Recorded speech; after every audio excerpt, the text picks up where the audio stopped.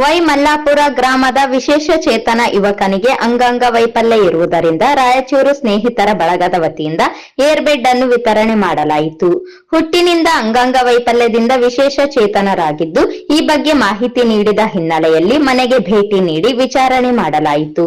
ಏರ್ಬೆಡ್ ಅವಶ್ಯಕತೆ ಇರುವುದರಿಂದ ಏರ್ಬೆಡ್ ನೀಡಿ ಆಸರೆ ಕಲ್ಪಿಸಲಾಯಿತು.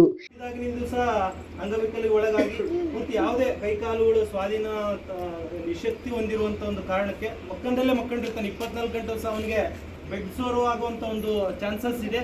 ಸೊ ಹಂಗೆ ಬಡತನದಲ್ಲಿಯೂ ಸಹ ಈ ಒಂದು ಜೀವನ ಕಟ್ಕೊಂಡಿರುವಂತ ಒಂದು ತಂದೆ ತಾಯಿಗಳು ಇದು ಅವಶ್ಯಕತೆ ಇದೆ ನಮಗೆ ಏರ್ ಬೆಡ್ ಅಂತ ಕೇಳ್ಕೊಂಡಾಗ ಇವತ್ತು ನಮ್ಮ ರಾಯಚೂರಿನ ಎಲ್ಲ ಪ್ರತಿಯೊಬ್ಬ ನಮ್ಮ ಸ್ನೇಹಿತರ ಬಳಗ ಜೊತೆಗೆ ಅವ್ರ ವತಿಯಿಂದ ಇವತ್ತು ಆ ಒಂದು ಏರ್ ಬೆಡ್ ವ್ಯವಸ್ಥೆ ಈ ಮಗುವಿಗೆ ಕಲ್ಪಿಸಿಕೊಟ್ಟಿದ್ದೀವಿ.